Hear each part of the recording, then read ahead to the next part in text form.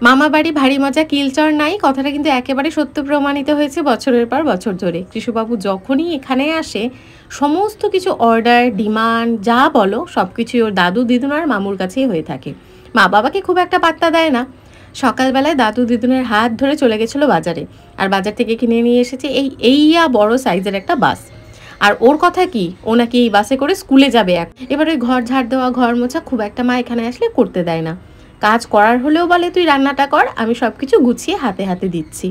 আজকে মাকে বলেছি সকালে জল খাওয়াটা আমিই বানিয়ে নিচ্ছি। আমি কিছু ভেজিটেবল কাট করে নিচ্ছিলাম, আর সেই সময় দেখলাম কৃষুবাবু টুক করে গিয়ে ওর দাদুনের গাছ থেকে বড় সাইজের একটা জবা ফুল নিয়ে গোপু দাদার পায়ের কাছে রেখে এসেছে। এবার আমার যেহেতু দুটো গোপাল, তাই আবার আরেকটা ফুল যেই ছিঁড়তে গেল, আমি জিজ্ঞেস করলাম আরেকটা ফুল দিয়ে তুমি কি করবে?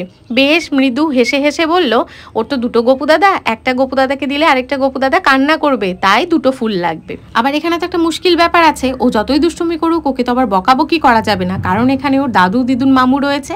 কিছু বলতে গেলেই আমার উপরই চেঁচাচেঁচি শুরু করে দিচ্ছে। যাক গিয়ে ও ওখানে খেলাধুলো করছে, আর আমি এখানে চলে এসেছি। কড়াইটা বসিয়ে দিয়েছি গ্যাসের ওপর, আর ফ্রিজ থেকে সসগুলো বের করে নিয়েছি। আজকে সকালবেলা একটু ভেজিটেবল চাউমিন মতন বানাচ্ছি।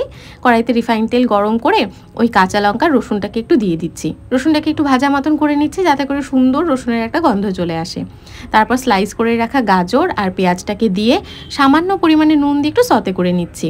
এবার মা হঠাৎ করে আমাকে বাঁধাকপি কাটতে দেখে বলছে চাউমিনের মধ্যে বাঁধাকপি দিলে ভালো লাগবে না।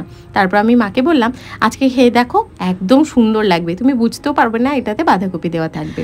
গাজর আর পেঁয়াজটা একটু নরম হয়ে এসেছে, তারপর বাঁধাকপি দিয়ে পরিমাণ মতো নুন, একটু রেড চিলি সস আর একটুখানি পরিমাণে ডার্ক সয়া সস দিয়ে ভালো করে ভেজিটেবলগুলোকে সতে করে নিচ্ছি। একদম বেশি নরম করে নিচ্ছি না, কারণ চাউমিনের সবজিগুলো তো বেশি একটা নরম হয় না। তারপর আগে থেকে সেদ্ধ করে রাখা চাউমিন দিয়ে ভালো করে মিক্স করে ওপর থেকে ধনেপাতা কুচি আর সামান্য মিট মশলা দিয়ে ভালো করে নাড়িয়ে চাড়িয়ে সার্ভ করতে হবে।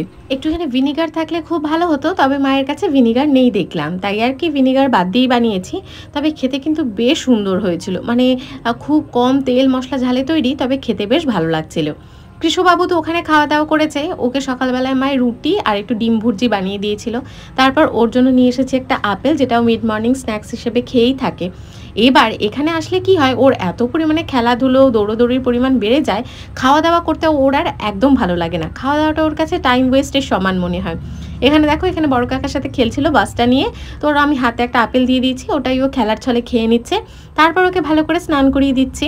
এরকম ছোট ছোট ব্লগস আমি ডেইলি আপডেট করতে থাকবো আমার চ্যানেলটাকে সাবস্ক্রাইব করে আমার সাথে থেকো।